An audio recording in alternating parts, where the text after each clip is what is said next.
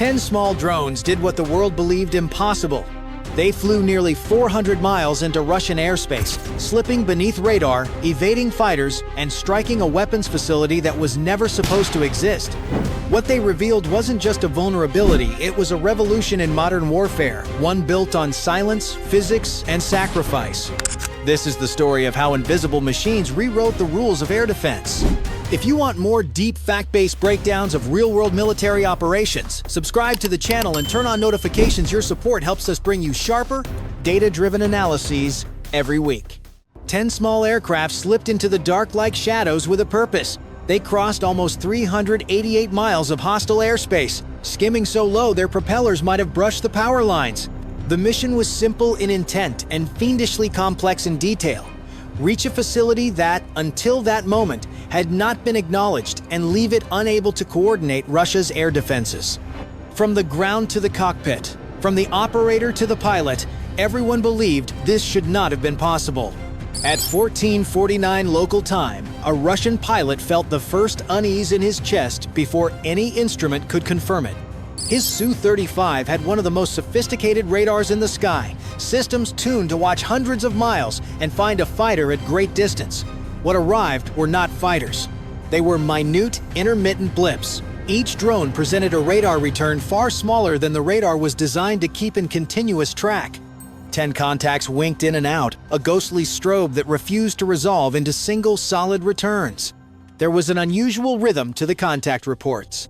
On the instruments, a pulsing signature aligned with the propeller speed.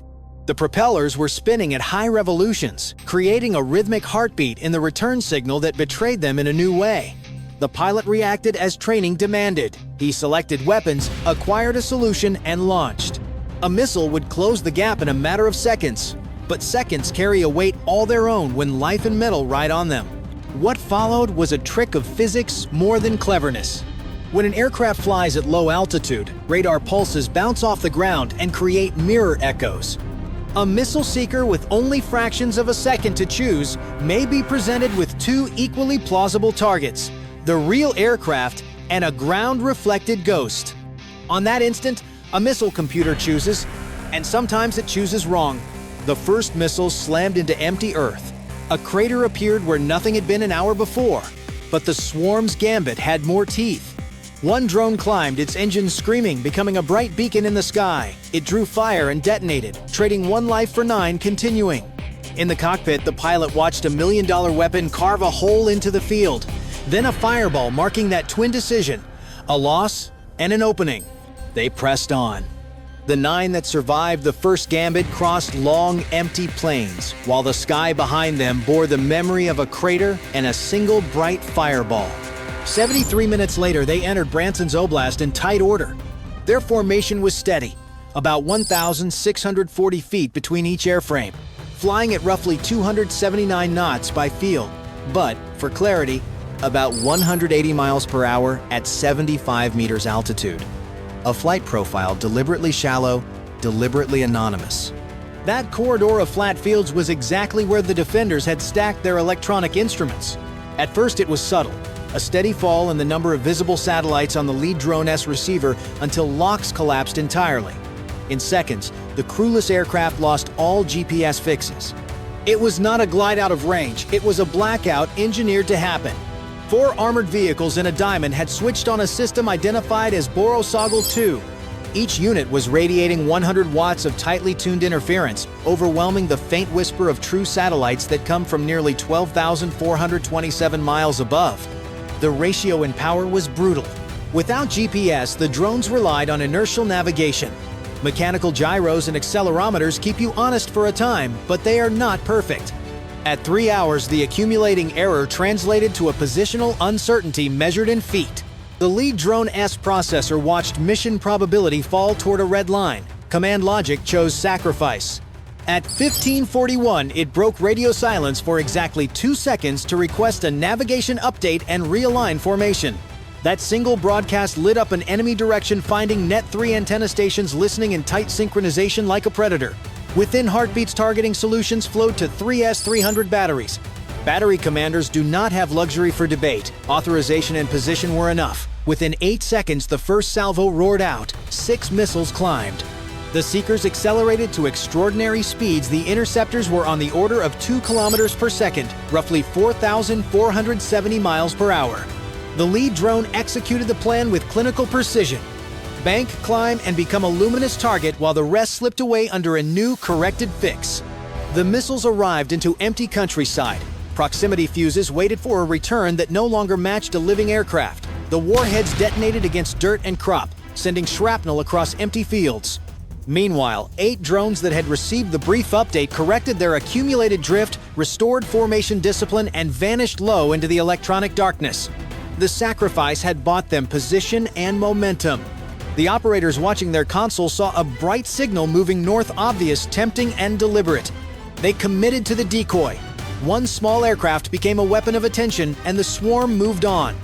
By 1600 hours, the 8 survivors entered Penza Oblast terrain that looked harmless from above, but was among the most monitored stretches of land in western Russia. They flew just 100 feet above the ground, propellers throttled to minimum sustainable revolutions, whispering more than roaring. They had already escaped radar, defeated electronic warfare, and outlasted the patience of fighter interceptors. The operators in Ukraine might have believed that silence now meant safety. They were wrong. The first warning came not from radar, but from sound. Out in a forest clearing, a system designated 1B75 penicillin had been listening. Designed to locate enemy artillery by the timing of explosions, it worked through 8 ultra-sensitive microphones arranged in a geometric pattern. Each microphone could detect a helicopter at over 4 miles, or a drone at more than 7. The principle was pure physics. Sound moves through air at roughly 1,125 feet per second. When an engine's whine reaches one sensor fractionally before another, computers can compute the exact position through time difference. For 12 minutes, penicillin had been building a 3-dimensional acoustic map of the airspace. It did not need radar. It needed patience and pattern recognition. The Ukrainian drones, built with imported Chinese engines, all shared an identical acoustic fingerprint, 7,400 revolutions per minute, a frequency and harmonic set that might as well have been a signature in DNA. Russian engineers had captured one of these drones months earlier and used it to teach penicillin what to hear. At 1612, coordinates appeared on the operator's display. Altitude 30 meters, bearing 247, range 9 miles. A nearby Tor M2 battery commander received the data. He faced a choice: use radar guidance and risk revealing his position, or trust the acoustic coordinates and fire blind. He chose the latter. The first missile screamed away in 3 seconds, accelerating to Mach 2.5 purely on inertial and acoustic guidance. For 13 seconds, the drone's sensors remained calm. No radar lock, no electronic signature. Then, 2 seconds before intercept, the missile's seeker went active. The lead drone's control computer reacted instantly. A hard climb at 3 Gs, wings flexing to near structural limits. The proximity fuse triggered 47 meters away. A spray of tungsten cubes sliced the air, shredding the drone in 1/3 of a second. But its destruction bought time. The explosion disrupted penicillin's sound picture. The remaining 7 drones altered engine speeds randomly half power, then full, then idle, confusing every harmonic reference. The system's triangulation faltered. A second missile fired too soon. A third went active prematurely. Within moments, the electronic calm returned and the remaining drones slipped beneath detection once again, skimming just above the fields, chasing the horizon. The surviving 6 pressed eastward at full throttle, their engines now roaring openly across the low farmlands. Stealth no longer mattered. At their speed, roughly 180 miles per hour, every second closed the distance to their target by about 80 yards. They had 47 kilometers remaining, just under 10 minutes of flight. The Russians, however, knew their trajectory.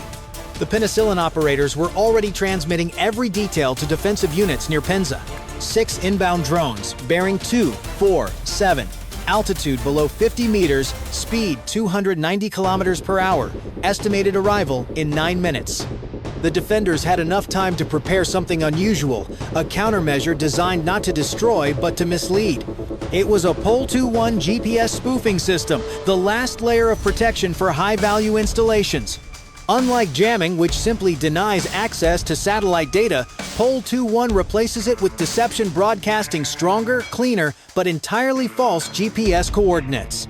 4 transmitters surrounded the JSC Radiozavod facility, each radiating 500 watts of counterfeit precision. At 16:15, the 6 Ukrainian drones approached from the southwest. The facility below covered nearly 100 acres, industrial buildings, parking lots, and glinting windows filled with sunlight. Inside, hundreds of workers continued their shift, unaware that their assembly lines were seconds from erasure. As the swarm descended to 800 meters from the perimeter, navigation chaos began. The drone's GPS modules suddenly showed them 3 kilometers south and 500 meters higher than they truly were, traveling east instead of north. The processors detected the inconsistency at once. Their optical sensors showed the factory in clear view, but the navigation algorithms insisted on a turn to the right and a climb. Inertial systems confirmed level flight. The magnetic compass agreed. Yet GPS, the system designed to be the most reliable, was screaming contradictory orders. The result was a cascade of confusion. Flight control surfaces began oscillating, each drone banking left then right in rapid succession as its computer tried to reconcile impossible data.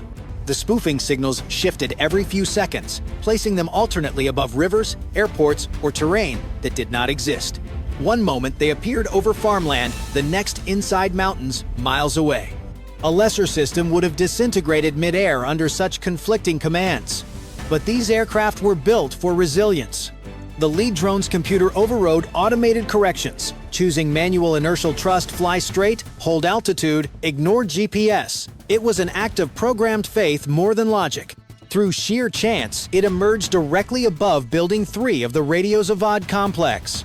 Its camera locked onto the roof of the Poliana D4M1 assembly hall, the exact target. Sensors recalculated a dive angle of 47 degrees and a terminal velocity of roughly 216 miles per hour. The shaped charge warhead was designed to punch through about 1.5 inches of steel, enough to rupture the roof and detonate chemical storage tanks below. Impact came at 1620 hours. The explosion tore through the structure, igniting trichloroethylene, acetone, and hydrogen peroxide into a single fuel-air detonation moving faster than sound. In an instant, a third of the facility became an inferno. The second drone found the fire and adjusted. The swarm's plan had always included follow-through strikes timed to exploit immediate chaos. Within seconds, the third, fourth, and fifth drones committed from differing vectors.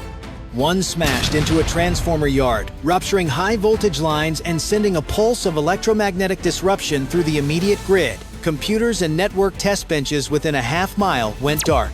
Another dove into the component warehouse and detonated months of stored lithium batteries. The resulting conflagration burned with a temperature and ferocity that outmatched ordinary hydrocarbon fires, producing thick black smoke and long-lasting thermal damage to surrounding structures. Damage assessments after the fact would show an ugly arithmetic. 3 separate strikes hitting mission-critical nodes in under 40 seconds. 1 strike severed power and degraded factory automation. Another destroyed long lead-time electrical components housed in the warehouse, and a third ruptured chemical tanks whose interaction produced a fuel-air blast that propagated through connected buildings. The combined effect was more than the sum of hits. It created a cascade. Power loss, disabled emergency pumps, smoke and heat compromised suppression systems. And the facility's internal communications failed at the moment the defenders needed them most. By 1623, the 6th drone arrived late. The plant was already a singular rolling hellscape of flame and collapsing roofs. The final aircraft circled, its onboard camera recording the inferno in real time. It completed a reconnaissance pass, confirm and assess, then dove into the only structure not yet fully engulfed. Its impact destroyed the Poliana D4M1 production line itself. Conveyor belts, robotic welders, and assembly jigs were ripped apart or buried under collapsed trusses and molten metal. The production capacity that coordinated multiple layered air defense systems was gone. Strategically, the damage was immediate and surgical. The Poliana D4M1 line produced command modules that integrated Western Sector S300 and S400 batteries into cohesive networked responses. With that production line gone, those batteries would increasingly operate in isolated modes. Reaction times previously measured in seconds would expand into multiples of seconds, enough time for future low-cost attacks to exploit. The defenders lost not only hardware and infrastructure but also the intangible advantage of synchronized coordination.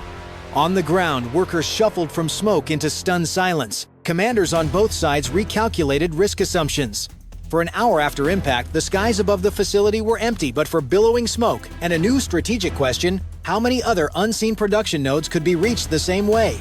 For nearly an hour after the last explosion, the flames inside the JSC Radiozavod complex burned unchecked. Emergency crews from nearby districts arrived too late to do more than contain the perimeter.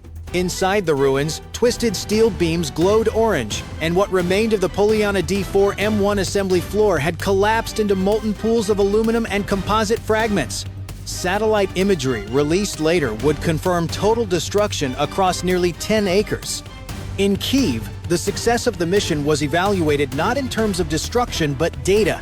Every surviving telemetry packet from the downed drones told a story the precise moment spoofing began, the frequencies of jamming, the latency of Russian radar response. Analysts parsed those details with forensic patience.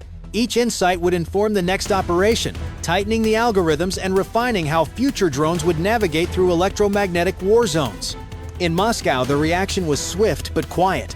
The loss of the Poliana production line did not merely slow manufacturing. It fractured the Western sector's air defense architecture. Without central coordination nodes, S-300 and S-400 batteries had to function autonomously.